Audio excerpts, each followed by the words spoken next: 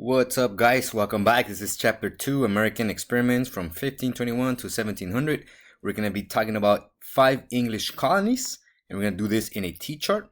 So the colonies are on the left-hand side: Jamestown, Maryland, Plymouth, Massachusetts, and Rhode Island.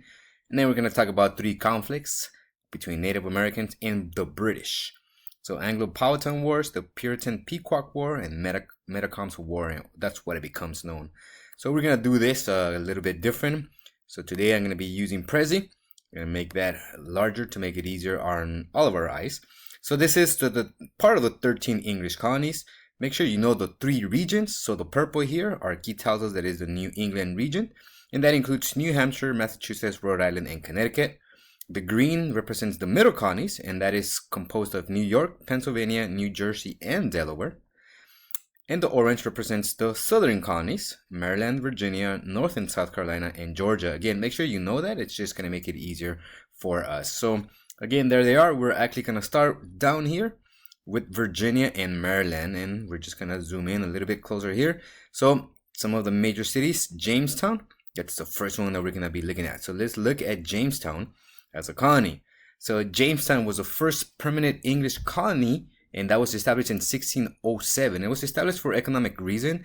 The Virginia Company establishes in search of gold. Just like the Spanish had found gold in the Aztec Empire, the English wanted to find gold in Virginia. Unfortunately, they never did, because the United States didn't really have a whole lot of gold, especially in the East Coast.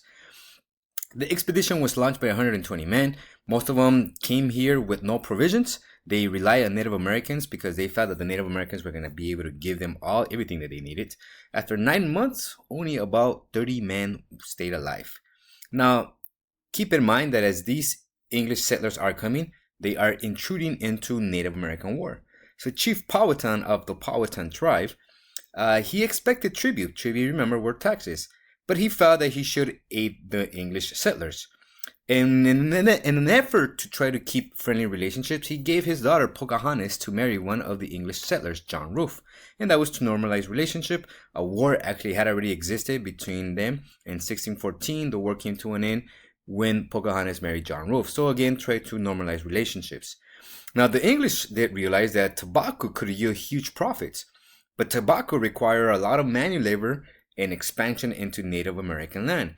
So if the Virginia Company, once they realized, well, we can't find gold, but we could use tobacco and sell it and make a lot of profits, the Virginia Company back in England began to offer 100 acres of free land to settlers. So more and more settlers started to arrive in Virginia. Another method of them trying to recruit people was called a head right system. And basically what they did was they offered 50 acres of land to anyone who was able to pay an immigrant's passage to the colony. So again, this attracts a lot of these poor English citizens, and they were coming to Virginia. And then we have indentured servants. So these are poor people who had no money to travel across the Atlantic Ocean and end up in Virginia. But they agreed that if somebody sponsored them, when they arrived to the new land, that they would work for it for 5 years. And after 5 years, those indentured servants were free and they were able to establish their own land. Well, as more and more English settlers are coming, Chief Powhatan realized that these English settlers actually wanted to invade, not trade with the Native Americans. So he begins another war in 1622. This is the Second Powhatan War. He attacked and killed, him and the tribe attacked and killed 347 settlers. These English settlers did retaliate and started a 10-year war. The war ended, and a lot of the Powhatans actually were killed, and they were forced to remove and give up their homeland. The Virginia settlers also established the House of Burgesses, which was a legislative body, a body that makes laws, kind of like a mini parliament back in Britain.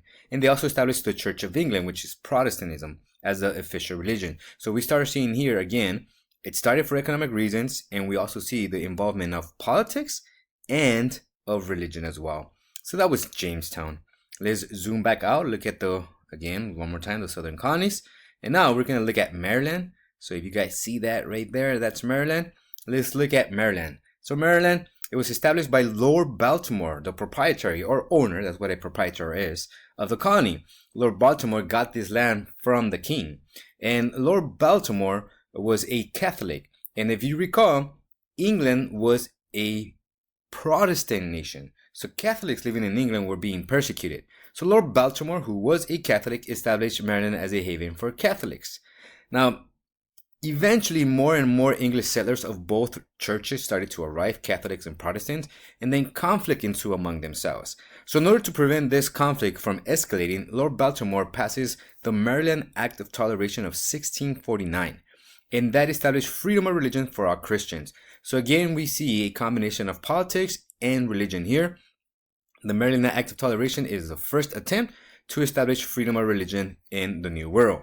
Their cash crop, like Virginia, was tobacco. And again, you can see time and time again that in the southern colonies, a lot of these cash crops were tobacco, indigo, rice, and cotton. And that is what becomes their identity. And so they rely a lot on crops. First, the Native Americans were used as laborers, then some indentured servants actually. And then once they all died off or the indentured servants were set free, then they started to use African slaves as well. So we're starting to see a little bit of the introduction of African slavery, but not a whole lot. Maryland, by the way, if I did not mention, was established in 1632. So those are the two major colonies that we talked about in the South. Now we're going to move up north to the New England colonies. And we are actually going to start with Plymouth. So Plymouth right here in 1620. And then that's going to be our point where we're going to make a reference back again. So let's look at Plymouth. Plymouth was also established in 1620. It was established by Puritans because just like the Catholics who were being persecuted in England, Puritans were also being persecuted in England.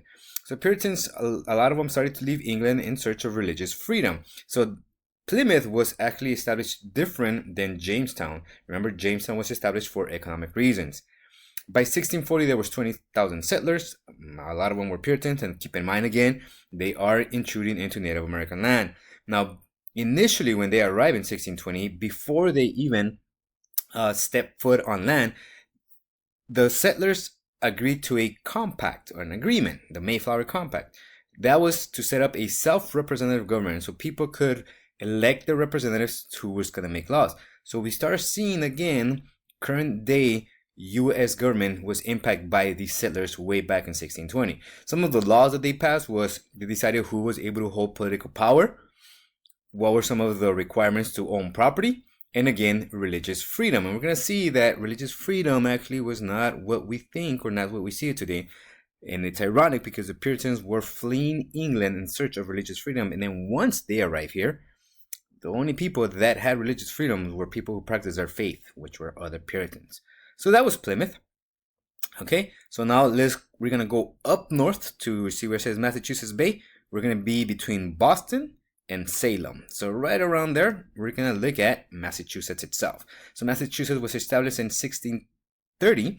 It was established by John Winthrop, and he wanted to establish what he called a model society or a city upon a hill. In other words, he wanted everybody to look up to this colony as a colony of righteous and moral deeds. John Winthrop established a representative political system as well with him as a governor. He was a governor for 30 years. He established a council to give him advice and an assembly to hear complaints or other things that had to be dealt with in the community. These communities in New England were very tight. They were very close. There was a lot of people that were involved. Down south, not so much because of the crops require huge plantations. So it required a whole lot more travel, which was not very accessible at that time. Again, back here in Massachusetts, only Puritans were allowed to vote in whole office. Only the Puritans became the official church, and they barred other religions from conducting service and using the Bible. So we do see a little hypocrisy from the Puritans who wanted to come here for religious freedom, but now they are imposing their religion on other people who were already here, Native Americans. And they invaded and seized Native American land. So this is the Puritans, but not all Puritans actually agree with what was going on in Massachusetts. So what happens is we start seeing a little bit of conflict among the Puritans. So that's again Plymouth. Now we're going to look at Providence. Providence now is in Rhode Island. So Plymouth and Massachusetts were obviously in Massachusetts, the state of Massachusetts. Now let's look at Providence. Providence is Rhode Island. And again, Roger Williams was a Puritan himself, but he did not agree with the way that the other Puritans were treating Native Americans. So he was banished for speaking his mind from the Massachusetts colony. He opposed that the Puritans establish an official religion because he said, hey, if we're fleeing England because we do not want to have a religion imposed upon us, then the Puritans shouldn't be imposing their religion upon other people. So he left Massachusetts, he came to Rhode Island, and he established freedom of religion for all people. That includes Native Americans as well. Instead of taking land from Native Americans like all the other colonies have been doing, so that we have already talked about, he began to purchase land from Native Americans. So we started seeing a little bit more of freedom in Rhode Island. Rhode Island becomes known as the radical northern New England colony. Another person that was banished from Massachusetts because she spoke her mind was Anne Hutchinson. First time that we see a major woman speaking up because of religion. Now, she claimed that she was getting revelations from God, and she believed that women should also take the lead in leading church services. Because of this, she was considered a heretic, and she was banned from Massachusetts as well, kicked out of Massachusetts, and she eventually goes to Rhode Island, but then she goes down to New York, where she eventually dies in a skirmish with Native Americans as well. And talking of skirmishes, let's look at some of the conflicts between Native Americans and the British settlers. So the first one we're going to be talking about is called the Pequot Wars from 1636 to 1637. And if you notice, Pequot is right around here. Okay, so we were just here in Providence, Rhode Island, and now we're moving to Connecticut. So that's the Pequot. This is a Native American group. And you see the table down here. Okay, so some of the causes of the war were control over fur trade. So the Native Americans control the fur trade, and as more and more more British started to settle there, they started to take some of this fur trade away from the Native Americans. So the Native Americans were upset. They began to attack the English settlers. English settlers from Massachusetts, which you see over here, and from Connecticut, which is where the Pequot were at, all this land here, all the way to New Haven, that's Connecticut. They allied themselves with other tribes as well, actually. Some of them were the Narragansett and the Mohegan. They combined, attacked the Pequot. Over 50 men, women, and children were killed. Settlers disposed of the remaining Native Americans and divided the land that once belonged to the Native Americans. And the Puritans' belief of predestination made them think that natives could not be safe, and conversion of Native Americans to Christianity was limited here. They believed that God had given them the land, and that as such, God wanted these Native Americans dead or removed from the land. Epidemics also killed Native Americans, and that again was seen by the Puritans as a sign from God that it was proper for the Puritans to establish themselves there. So that was the Pequot War. We're going to move down here now and talk about Metacom's War, or also known as King Philip's War, as you see in the map right here. So we saw the Pequot, which was down here. Now Metacom was a chief of the Wampanoag tribe, which is up here in Massachusetts. He begins to distrust the Puritans. This is 1675, 1676. He did not think that the Puritans were there to be friendly. So he begins to attack Puritan towns throughout New England. Remember, New England is composed of various states. So he begins to attack New England settlers all throughout New England. Well, like the other occasions, Massachusetts settlers do retaliate. Some of them allied with other Native American groups that were enemies of the Wampanoag tribe. And they eventually kill the leader, King Metacom, or King Phillips as well. Eventually, 4,500 Native Americans were killed. Those who did survive moved west, and they surrendered their ancestral land to English settlers.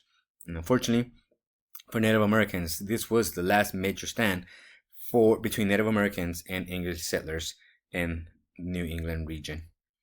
And just in case you are wondering, the other one that we talked about as well, the other conflict, that was already presented in another slide. Okay, so